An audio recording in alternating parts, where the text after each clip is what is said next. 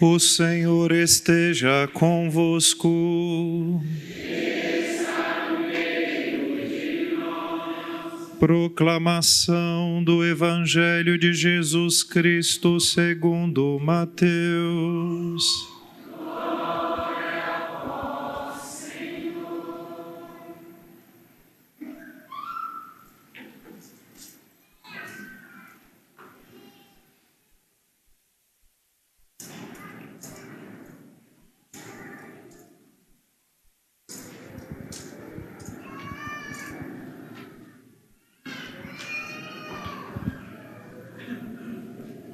Naquele tempo, Jesus voltou a falar em parábolas aos sumos sacerdotes e aos anciãos do povo, dizendo: O reino dos céus é como a história do rei que preparou a festa de casamento do seu filho e mandou seus empregados para chamar os convidados para a festa, mas estes não quiseram ir.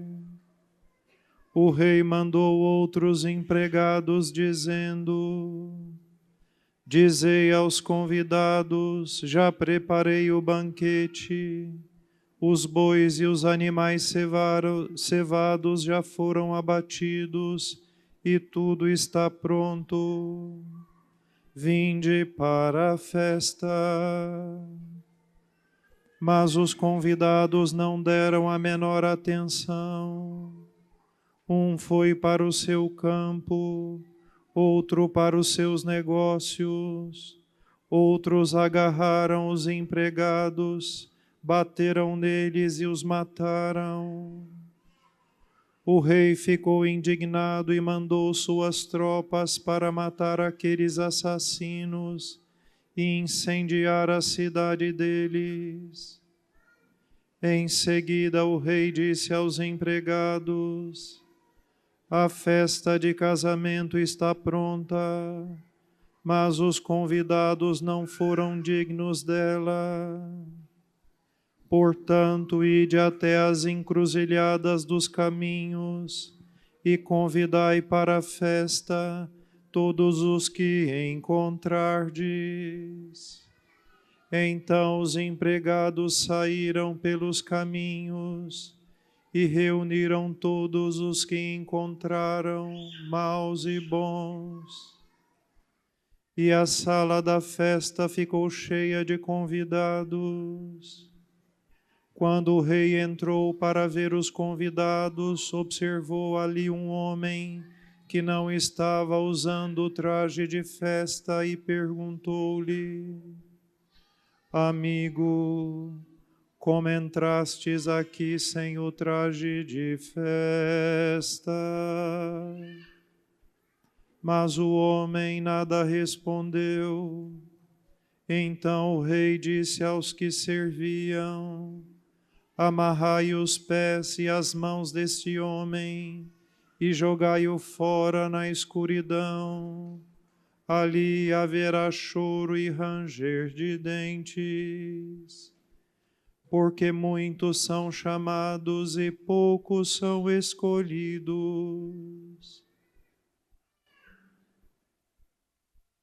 Palavra da salvação.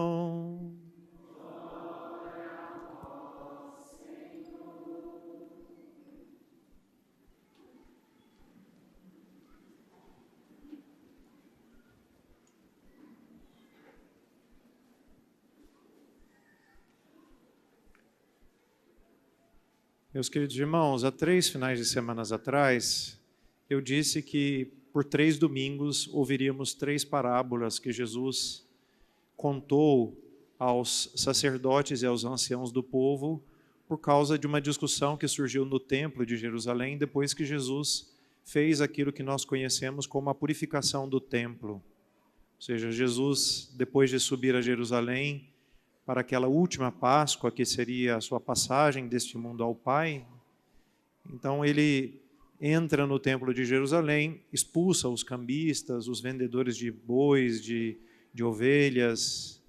Gente, presta atenção.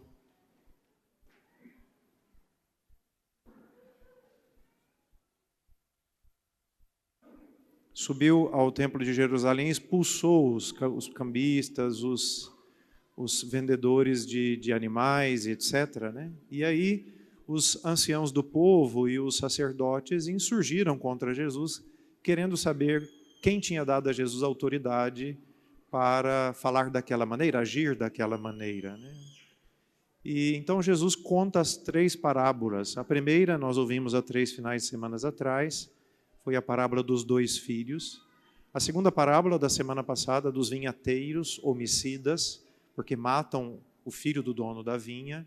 E hoje nós ouvimos esta parábola, conhecida como a parábola do banquete, que era uma parábola muito conhecida da parte do povo de Israel. Nós ouvimos hoje, na primeira leitura, um texto de Isaías, onde a relação com o seu povo e a ação de Deus em favor do povo de Israel era descrita em termos de banquete. O profeta diz, né, naquele contexto em que o povo de Israel está passando por grandes tribulações: neste monte o Senhor dará um banquete e enxugará as lágrimas de todos. Ou seja, esta imagem do banquete do reino de Deus era uma imagem muito conhecida do povo de Israel. Se a gente pensasse literalmente no significado desta parábola, ela na verdade está sendo contada para os sacerdotes e anciãos do povo, e em sentido mais imediato também para o povo judeu. Então as imagens que Jesus usa, elas são extremamente adequadas, e Jesus, como eu já falei isso outras vezes, sabia muito bem escolher qual as imagens, pessoas, números que estava usando nas suas comparações, né? Então ele diz que um dono, né, uma pessoa, um rei, né, ele faz um banquete e convida os seus súditos, podemos dizer assim, e eles rejeitam, né? E por causa dessa rejeição, então ele manda que os seus empregados passem pelas ruas e praças e convidem as outras pessoas que estavam nas encruzilhadas. Então essa é a imagem, ela corresponde literalmente àquilo que estava acontecendo com o povo de Israel, né? Um Deus, que é o rei do universo, né, ele prepara um banquete para as núpcias do seu filho, né? E as núpcias do seu filho é justamente a união de Cristo com a humanidade. Em um sentido mais estrito, a gente pode dizer, né, a união de Cristo com a sua igreja, né? E os judeus, que eram aqueles primeiros convidados, rejeitam participar desse banquete porque não acolhem Jesus Cristo, né? E por causa dessa rejeição, então Deus vai chamar um outro povo, que era mais ou menos o mesmo sentido também da parábola da semana passada, que a vinha é tirada daqueles vinhateiros a quem ela tinha sido confiada e é dada a um outro povo que ia produzir muito fruto, né? Então, as imagens, elas não são idênticas, porém elas têm elementos bastante próximos uns dos outros, né? E aqui, de novo, Jesus está se referindo a essa atitude do povo de Israel de rejeição. E por causa da rejeição do povo de Israel, isso São Paulo vai explicar muito bem na carta aos Romanos, dizendo que foi graças a esta rejeição do povo de Israel que os pagãos, que os gentios, eles tiveram acesso ao reino de Deus. Então, se a rejeição de Israel, vai dizer São Paulo, produziu tanto bem à humanidade, quanto mais a conversão do povo de Israel, que, vamos dizer assim, aqueles que estudam a Sagrada Escritura, estudam a teologia da igreja, diz que esse seria um dos sinais da volta iminente de Cristo, a conversão em massa do povo de Israel. Mas isso a gente deixa para um outro momento, para a gente falar. Aqui, importante é justamente esta imagem que Jesus diz, né, daqueles que rejeitam e daqueles que depois, vamos dizer assim, acolhem o chamado do reino de Deus.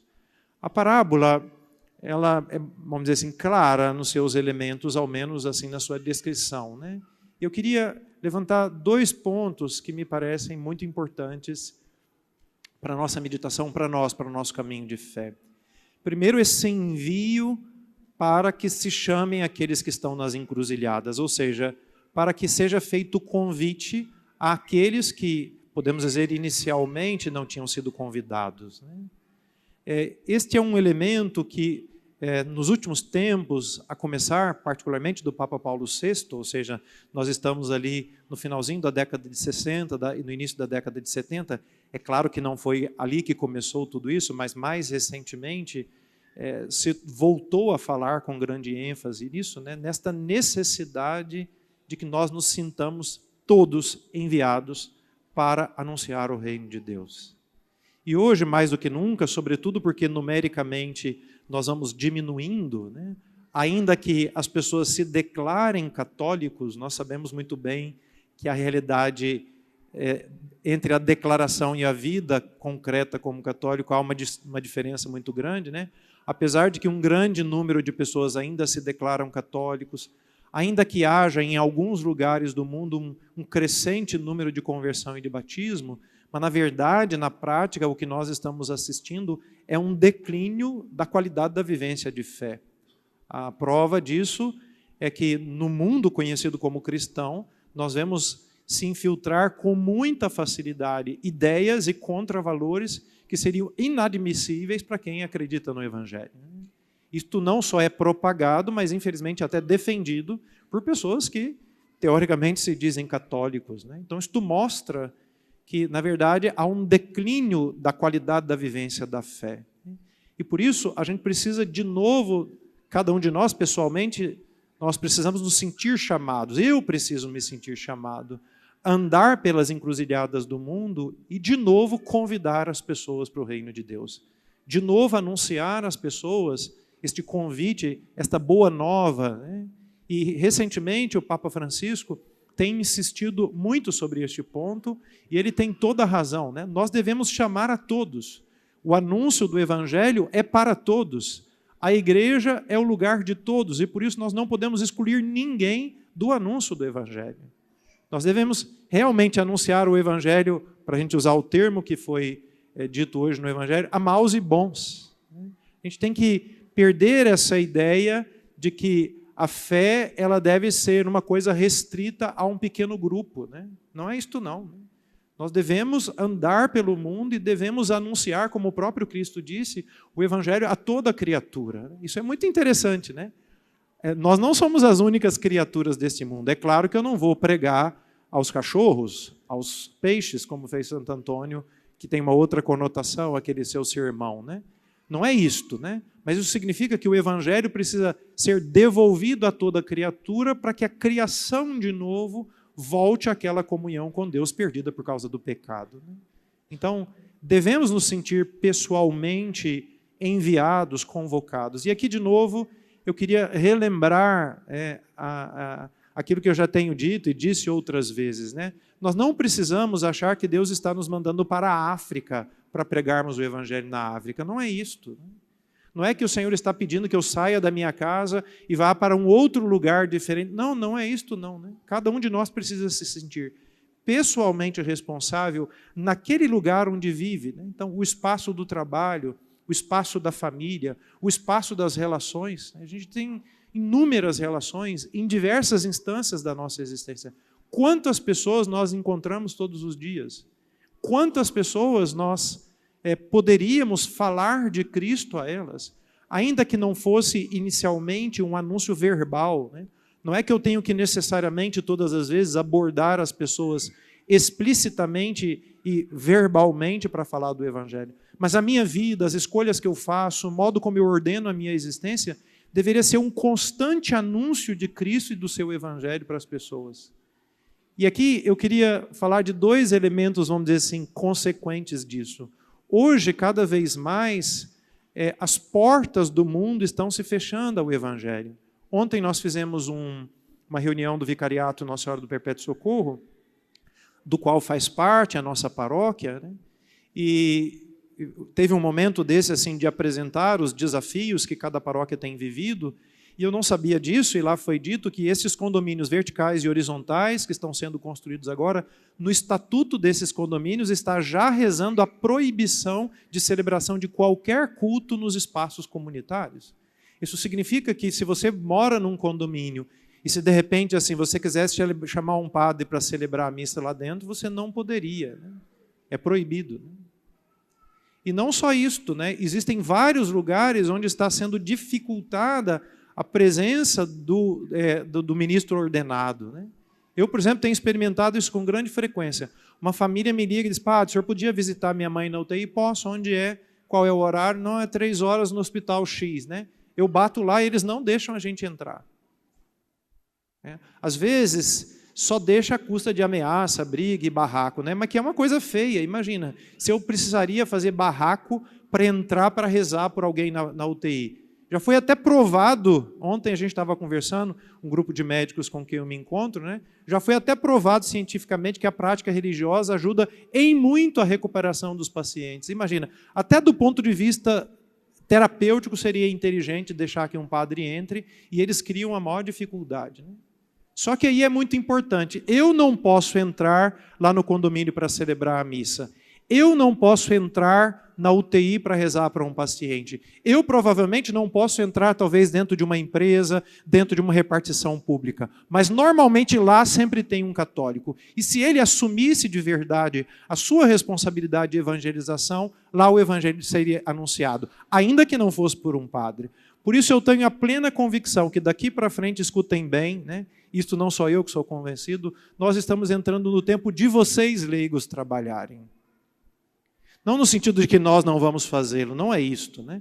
Mas porque o mundo está se fechando a nós. E são vocês que capilarmente estão penetrados nessas diversas situações do mundo, nas diversas realidades temporais. E são vocês que deveriam assumir a responsabilidade de entrar dentro dessas realidades e convidar maus e bons, mais ou menos, gente que crê, que não crê, gente que é agnóstico, que é ateu, gente que tem outra religião, anunciar para essas pessoas Jesus Cristo e convidá-las a fazer parte do banquete do reino do céu.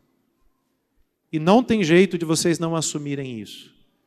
Porque se não fizerem, nós estamos nos eximindo de uma responsabilidade que é individual. É claro, eu tenho a responsabilidade de anunciar, explicar o evangelho aqui a vocês, alimentá-los, dar a vocês condições de conhecerem a palavra de Deus. Mas eu não posso ir na UTI. Eu não posso entrar no condomínio vertical ou horizontal. Lá é a sua casa, lá é a responsabilidade sua.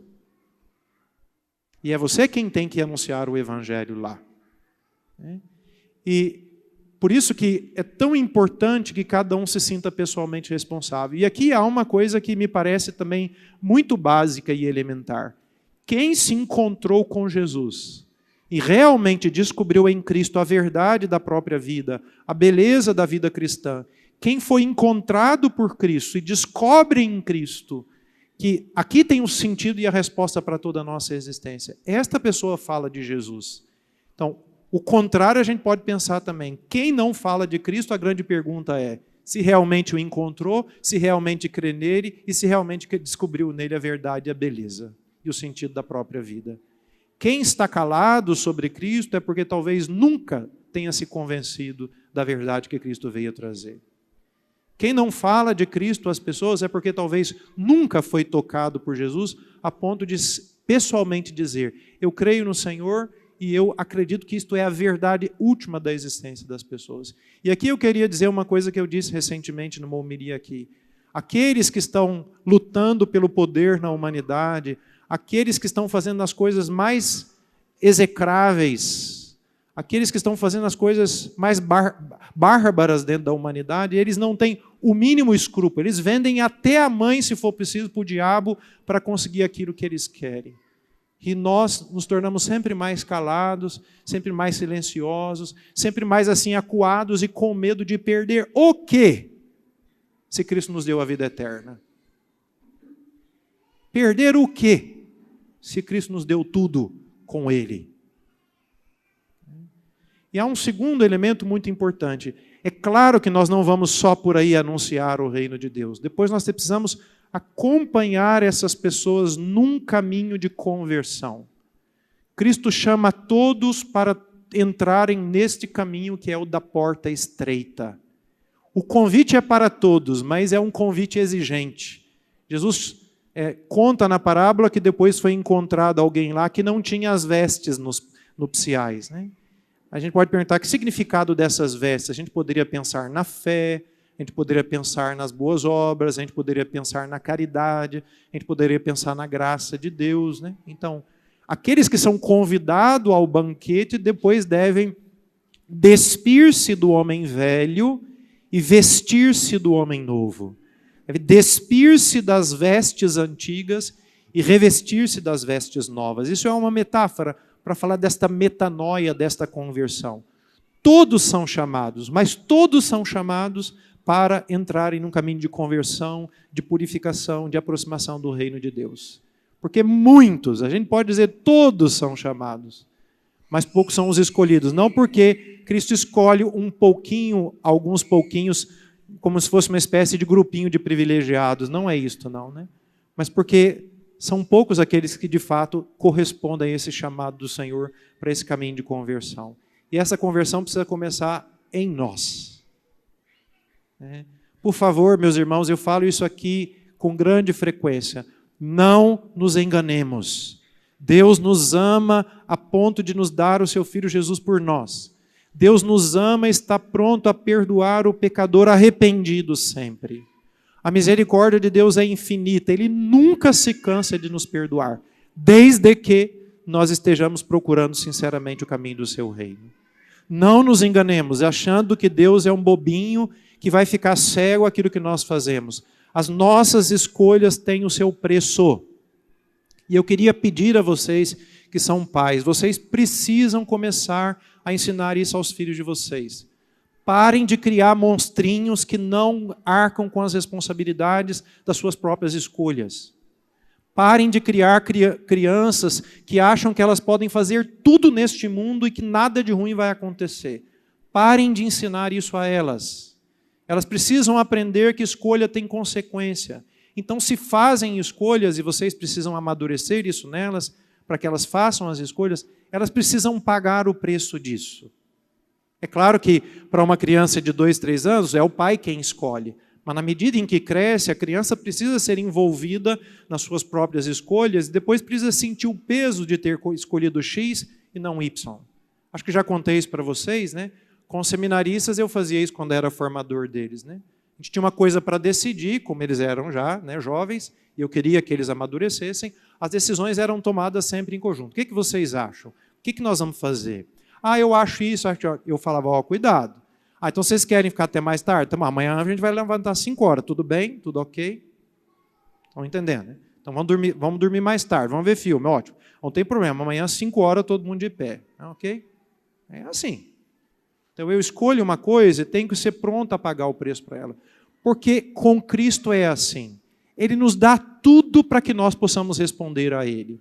E se nós não respondemos, nós arcamos com as nossas escolhas. Por isso, todos devem ser chamados. Também há um caminho de conversão. Maus e bons devem ser chamados. Também há um caminho de conversão. A começar de nós. Por isso é muito importante que a gente não se engane e não engane ninguém. O nosso chamado é para a santidade. O banquete do reino dos céus é uma metáfora para aquela eternidade feliz que nós vamos viver com o Senhor. Esta eternidade vai participar os santos, mesmo que não sejam aqueles canonizados. Por isso eu queria terminar fazendo 2 propostas para vocês. A primeira é que a gente retome aquela ideia lá atrás, que eu já falei tantas vezes aqui, de escolher uma única pessoa. Não é 10, não é 20, não é 5, não é 3, nem é 2, é só uma pessoa. Escolha uma pessoa que faz parte do seu círculo de existência e assuma o compromisso de ajudar aquela pessoa a conhecer Jesus. Ame aquela pessoa. Se ela estiver passando por dificuldades, estenda a mão. Se ela precisar de dinheiro, dá dinheiro para ela. Se ela estiver com dificuldade em casa, visite, chame ela para tomar um café, conversa com ela, né? Expresse seu amor por ela, seja um cristão interessado na vida daquela pessoa. Demonstre sua generosidade, sua dedicação àquela pessoa. E pouco a pouco ajude aquela pessoa a encontrar o caminho de Cristo. Né? Uma só pessoa. Eu faço esses cálculos bobos, tem gente que brinca comigo depois e fica fazendo meme comigo, né? Imagina, nós somos aqui de manhã umas 450 pessoas. Imagina se cada um de nós escolhermos uma só pessoa. E daqui para o ano que vem a gente conseguisse que essa pessoa voltasse para a igreja. Se vocês quiserem, eu reconstruo, faço outra igreja que cabe 900, não tem problema. E se a gente fizesse isso em 2 anos? Em 1 ano nós passaríamos de 450 para 900. Em 2 passaríamos de 900 para 1.800. Em 3 anos nós passaríamos de 1.800 para 3.600 pessoas. O problema é que a gente fica olhando só para o nosso umbigo Desculpa a expressão, dane-se os outros. Nós precisamos assumir essa, então, escolha uma pessoa. Pense aí já em quem você vai escolher. Pode ser a sua funcionária de casa, pode ser seu colega de trabalho, pode ser o padeiro que você encontra todo dia na panificadora, que é super agradável quando vende o pão, né? Não importa, né? A quem você vai anunciar o Evangelho. Para quem você vai falar de Cristo. E um segundo elemento muito importante, que é uma proposta que eu já fiz aqui também, e que eu acho que a gente precisa retomar, né? Eu faço homilia aqui e às vezes chama atenção, né? Porque, graças a Deus, eu tenho um monte de criança. Tem gente que passa o tempo inteirinho brincando com a criança da frente. Que não presta atenção em quase nada do que está acontecendo. E aí, é difícil que a gente depois aproveite a Santa Missa para sair daqui com alguma ideia boa que nos ajude na nossa conversão. Então, queria pedir a vocês que façam isso pessoalmente e que façam isso sobretudo com as crianças. Ao saírem daqui, voltando para casa, se perguntem: o que da palavra de Deus hoje? Não precisa ser da palavra do padre, não. O que da palavra de Deus hoje eu poderia levar para a minha semana? Uma ideia. De novo, a minha fixação com um. Não é só fixação, não, tá bom? É porque é mais fácil uma do que três. Uma ideia. Uma ideia das leituras de hoje que eu disse, essa semana eu vou me empenhar para viver isso. Uma ideia. E perguntem para os filhos de vocês, o que vocês entenderam da homilia do padre? O que o padre falou hoje? Para eles se habituarem a vir para a igreja e ficarem atentos ao que está acontecendo. Para que eles não venham aqui e se tornem, como para muita gente foi durante muitos anos, simplesmente um hábito religioso. Precisa ser muito mais do que isto. Precisa ser a força de Cristo que entrando na nossa vida produz transformação. São duas coisas, uma pessoa e uma ideia. Semana que vem eu vou tomar de vocês, tá bom? Como bom professor. Louvado seja o nosso Senhor Jesus Cristo.